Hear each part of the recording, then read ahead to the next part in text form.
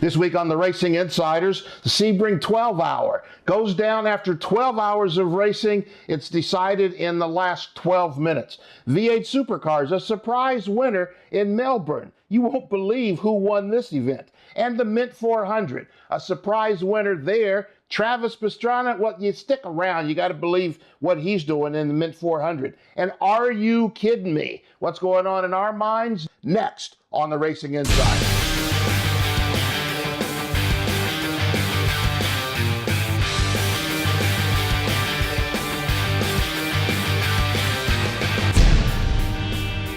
Welcome back to the Racing Insiders, the only place in broadcasting where you're going to get sports car content every week. I'm Bill Wood in Los Angeles. Jeff Lepper is in Folsom, California. Let's go right to Sebring, the 12-hour, the second longest race in the U.S. Jeff, an incredible race that came down to the last 12 minutes.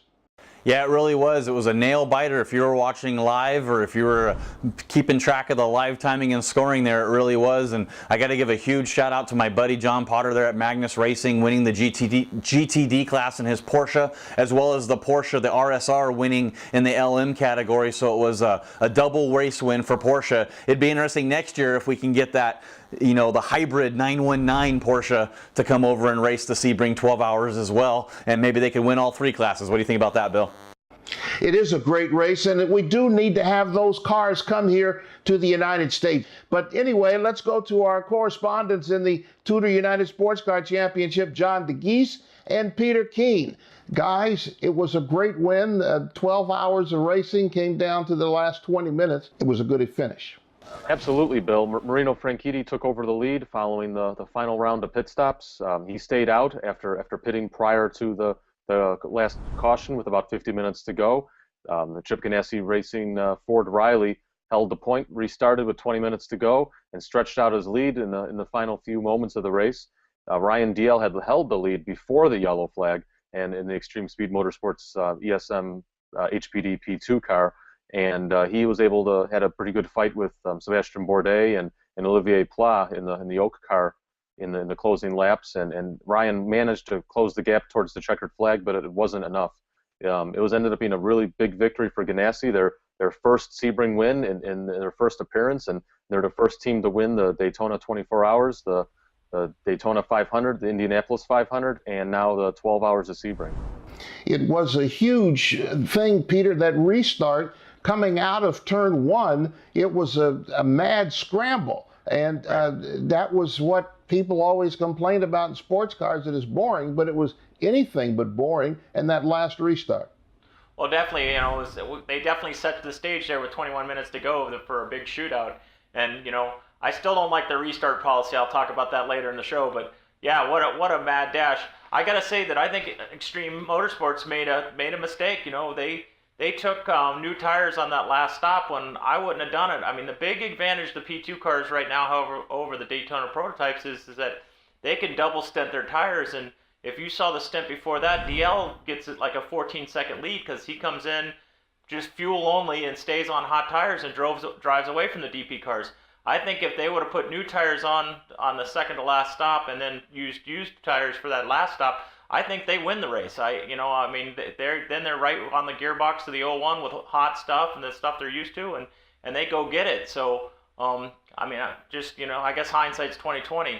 I do got to say that, you know, Spirited Daytona boys, the visitflorida.com GoPro Corvette had a tough night. We had definitely a top 5 car, and then stripped the motor that actually works the throttle body. So they had to change that electric motor. Went down 16 laps, battled back to only be 12 down, and get a 10th place finish. We passed the Mazda. Mazda had a top 10 with their prototype there right to the last lap. We got them going down into the hairpin on the last lap. So the Mazda Sky Active finished 11th. I want to give a call out to Sylvain Tremblay and our friend John Doonan because that program's getting better. But, you know, good night for sports car racing, I got to tell you. The Daytona prototypes appear very strong. The P2s going to be allowed to come back and be competitive with these guys. I mean, winning a race doesn't necessarily say competitive, but are there going to be any more whittling to fit in the balance of performance? I think the balance of performance was actually quite good. we saw the P2s and the DPs exchanged a lead throughout the race, and speaking to some drivers during the race, it seemed that maybe the P2 might be struggling to try to pass the DP in a straight up fight, but if the P2 got ahead of the DP through pit stops or maybe through traffic, that they were able to keep the DP at bay. Let's go to the GT Le Mans and GT Daytona categories. Porsche won both of them. They seemed like the Porsches are going to be difficult to beat this year. Absolutely. Porsche North America took back-to-back wins in GT Le Mans. This time it was the number 912 Porsche 911 RSR of Patrick Long, Jörg Bergmeister, and Michael Christensen that took the win. And then Magnus Racing took the victory in GT Daytona. Actually, there seems to be some controversy surrounding the results in GT Le Mans and GT Daytona. The number 22 Alex Job Racing Porsche, the WeatherTech car, was penalized for contact with number 49 Spirit of Race Ferrari midway through the race, where that actually didn't happen. Alex Job pleaded his case, but IMSA threatened to disqualify the Porsche if they hadn't served their penalty. It was a stop and hold plus 80 seconds, and that came roughly past the halfway mark. And that penalty actually should have gone to the number 912 Porsche, which ended up winning GT Le Mans. And IMSA issued an apology after the race, saying they misidentified the car based on onboard cameras. They didn't make any further action or changes to the results because they said, what was done is done, and if you made an adjustment, 3 or 4 hours after the race, it could have had a bigger effect on the result. So the results stand as is, but it's a sort of a question of what if kind of a scenario if there was, if the 912 was handed a penalty and the number 22 Porsche wasn't, what would we be seeing different winners in both of those categories? Peter, the GT categories, we were expecting them to be close, and indeed they were close this past weekend. No, I gotta admit, I think John's right. I think the balance of performance is really good. On the DP P2 side, I think that they just flat got lucky, but the GT Le Mans cars are tight, and the GTD cars are really, the field's really competitive in all four of the classes. So, I think they have done a good job or gotten lucky or something. I gotta admit that that's the way it goes. And the other thing is, I guess, some of that controversy is trying to control everything, and that seems to be what IMSA is trying to do. They want to control every little nitpicky thing, so maybe that's what they get. Peter Keane. Peter, the Spirit of Daytona, you said you had some problems. What was going on? Were you working in the drivers' heads this weekend? Yeah, well, I had a really good gig. I was in the visitflorida.com suite up just above the pit, so I actually had internet access, so I could get the great Pratt Miller timing and scoring software, so I could see all the cars were everywhere on the racetrack. Plus, I could spot leaving pit lane, which is real dangerous, and also going down into turn one. So I kind of had dual roles, at the 12 Hours of Sebring. I was doing a little strategy, a little bit of spotting, so Westbrook could yell at me. To be honest with you, the first time Westbrook didn't yell at me. I made it the whole race. He never yelled at me once. So that's a good achievement. So, John, we've had two long endurance races, a 24-hour and a 12-hour. The next race at Long Beach is going to be like an hour and a half, 100 minutes, I think it is. It's going to be a completely different track, street course, a completely different race. Do we expect some different results? Absolutely. Going from one of the longest races of the year to the shortest race of the year, and also taking out two of the classes. Long Beach is only going to have the prototype and the GT Le Mans cars battling, so maybe expect about half the field, maybe 25 cars or so, and I think it's going to be a real cool shootout, seeing those prototypes and GT Le Mans cars battle it out, and maybe not have to deal with the pro-am nature of the Tudor Championship classes in PC and GT Daytona. We saw a lot of accidents at Sebring, including a red flag briefly for a two-car PC incident on the final corner, and then another massive PC incident on turn 16. So, I think that needs to be addressed in the future as well. I think there's some questionable drivers out there that might not have as much experience as others, and they're not looking at the marshal's flags. They're not paying attention to the drivers' meeting per se. So, going back to Long Beach, it's going to be a mainly professional field, not a lot of AMs or gentleman drivers, and I think it's going to produce a great race, and can't wait to get there. Guys, a lot of good meat inside edition on the 12 Hours of Sebring. Thank you. John DeGee, Sports Car 365. Peter Keane, Spirit of Daytona. Thanks, guys. Let's go right now to Melbourne, the V8 Supercars. It's the F1 weekend there. A much shorter race, but a surprise winner, a Volvo. And a lot of the fans didn't appreciate that from what I've been reading, Jeff. It's the first time in 17 years that a Volvo has won in V8 Supercars.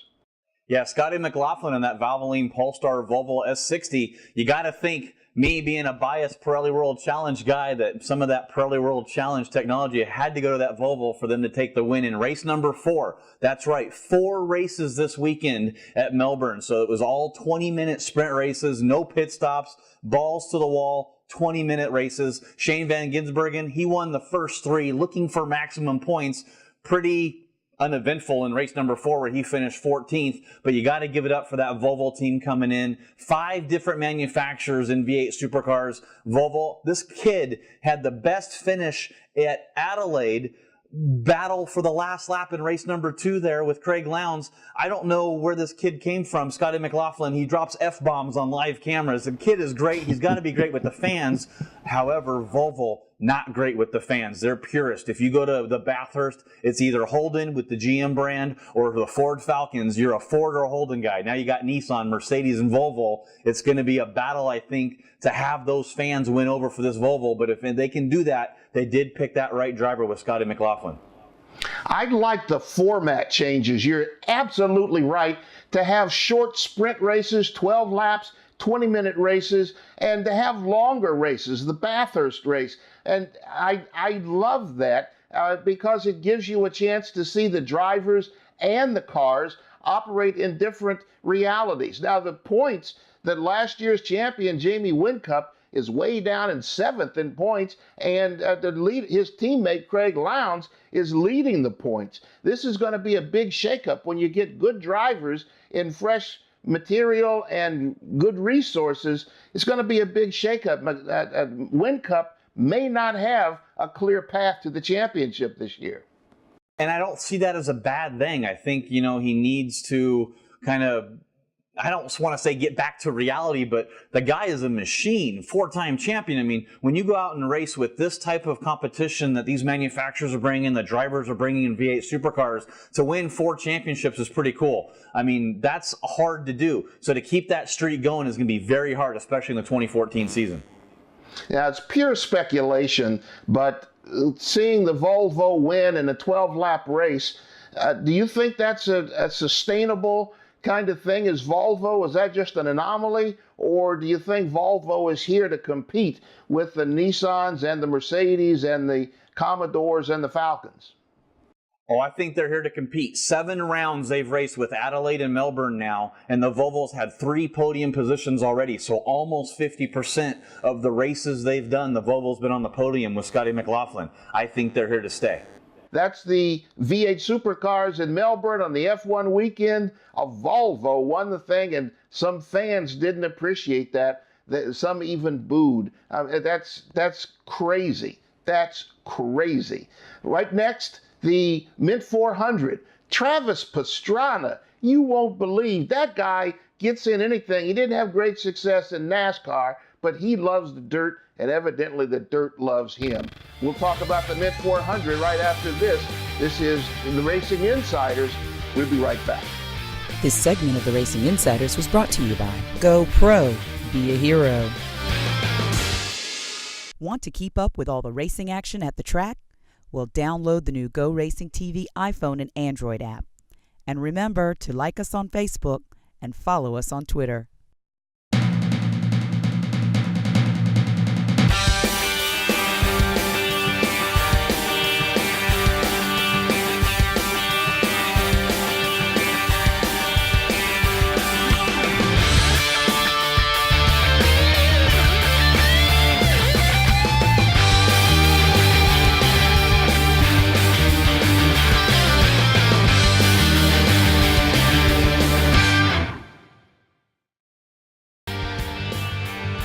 Welcome back to the Racing Insiders. We talk about the Mint 400. This isn't an off-road show by any stretch, But there is one name that we like to follow, Travis Pastrana, 4-time American Rally Champion. He was running in the Mint with Bryce Menzies, his teammate in Global Rallycross last year. They were together at the Mint 400, and Travis he was running a 3rd, 4th, 5th, 6th, finished 4th. A great run, and a race won by Andy McMillan, Tavo Vildosala, and Dan McMillan, Andy's brother. That's the top 4. But Travis, that's a great finish for him. Yeah, it just shows that this guy is a driver. He can basically get into anything that he feels like going out to do and has some success in it. I mean, mind you, this is limited success finishing 4th, but in the field that they had 57 trick trucks entered for the Mint 400 to finish 4th overall. Now, overall, not in class, he obviously in his class, but the top tier level, he finished 4th overall out of all the competitors in the entire Mint 400. That just goes to show you this guy can drive, whether it's a rally car, a NASCAR car, a trophy truck, off-road racing. I like to see him get in one of those little Red Bull stunt planes and maybe try to do that. He'd probably, especially if they did it on dirt. Normally they fly those things over water, but Travis and dirt have this mutual love affair, and I think that's part of the problem when he was in NASCAR and didn't have a good run in NASCAR. They didn't run on dirt. Maybe if they sprint cars or on dirt, maybe he would had a better chance. He likes to hang it out. He likes that. And in fact, he told me when he first went from rally cars to NASCAR that part of the discipline for him was to not drive the corners like a rally car, let the rear hang out. He had to protect his tires, and it took him a while, several sessions, to get that out of his head, and I don't know that it ever got out of it. The Mint 400, Andy McMillan, the winner. His brother Dan was 3rd, split by Tavo Vildosala and Travis Pastrana, 4-time American Rally Champion, ran in a Global Rallycross, finished on the podium in the last event at Las Vegas last year, and he's going to run several events with Bryce Menzies this year in off-road racing. I've got nothing but respect for the guy. Are you kidding me? This is Are You Kidding Me, your favorite segment. You tell us every week. Let's get what's going on in our heads. Peter, you were at the Sebring 12 hours, second longest race in America. What's going on in your mind this week? Well, I got a couple of them for you, Bill. My Are You Kidding Me is I got one good and one bad. The one good is I got to make a shout out to my buddy Irish Mike Racing for finishing in top 10 again in the Continental Challenge Series. I can't remember when a new model or even a new make came to the Continental Tire Series, or even back when it was Firestone Firehawk, and ran two top 10s in their first 2 races. So the Hyundai Genesis are doing good. They were finished 9th at Daytona and 8th at Sebring, so he's kind of on a roll. I guess it was the luck of the Irish this weekend for the Genesis. But my bad, Are You Kidding Me, is this IMSA officiating is terrible. The restarts are terrible. The leader has command. The rest of the guys get trapped behind GT cars or something, and they can't get going until they wave the green flag. So by then the leader's checked out, and then they're actually were measuring fuel in the Continental Tire Challenge Series in Tech with syringes. They were down with syringes trying to get the exact amount of fuel that was in the tank. So they're trying to use syringes to measure fuel, but they can't even get the right Porsche right to cause a penalty in the 12-hour race. I mean, it's ridiculous. They're trying to micromanage everything right to death, and all it's doing is running competitors off. So that's my bad. Are you kidding me, Bill? Thanks, Peter. Jeff, what's on your mind? Man, I got to go to Australia, those V8 Supercars. Is this not the biggest, best race series in all of the world right now? 25 cars made the call for the Melbourne race. They qualified within a second of each other, the entire field. They have different race formats, 4 sprint races here, 20-minute races. They have the long races. They bring in guest drivers, celebrity drivers. They have 5 manufacturers that are all supporting: Mercedes, Nissan, Holden with GM, Ford, all coming in to race here. Now Volvo wins a race. How great is this race series across America, across the whole world? Are you kidding me, V8 Supercars? I want that formula in America. What you just said, I agree with 1,000%. My Are You Kidding Me is go back to Travis Pastrana. I like Travis. I've followed him since he was a teenager in the Supercross. I've watched him sign autographs for little kids. The 50th little kid walks up and says, "Do you like to ride your motorcycle?" And Travis acts like it's the first time he's heard the question. He'll step from behind the table and pose for pictures with these kids. I love the guy. I wanted him to do well in NASCAR, but I knew that he belongs in the action sports kind of things like off-road, like rallying. He finished second in his first rally back, finished fourth in the mid 400. Guys that do this full time, and Travis hasn't been doing it full time, but he still stepped to the plate and may not have knocked the home run, but he slammed a triple off the wall and went into third base standing up. Fourth in the mid 400. That was a huge accomplishment for him. On the racing calendar this week, a short weekend for sports car racing. A lot of us are getting ready for the Pirelli World Challenge that's going to open the following week at St. Pete. Jeff, you're very intimate with the behind the scenes at the Pirelli World Challenge. And you said something off camera that kind of interested me with the GT3 cars that are inundating the Pirelli World Challenge field. Yeah, besides the Cadillac of Johnny O'Connell and Andy Pilgrim, that beautiful CTSV, those are the only non-GT3 cars that are in the GT category right now. We might have a few Dodge Viper comp coupes coming out, but everything else is a spec FIA GT3 car. It's going to be exciting times coming up for Pirelli World Challenge. We're going to have a preview of the Pirelli World Challenge next week on the Racing Insiders. It's an incredible series and one that I look forward to with a lot of anticipation. Whenever the United States can get on board with international rules like the FIA GT3, it attracts more attention, and we don't need to be out on a limb on our own. We need to be part of this global reality. Like we talked earlier with Volvo, we need to be part of this larger picture here in the United States. That's the Racing Insiders this week. It's a great show, the mid 400. Can you believe sports car racing, talking about off-road racing? That's how all of this blends together. For Jeff Lepper, John DeGeese, and Peter Keane, I'm Bill Wood.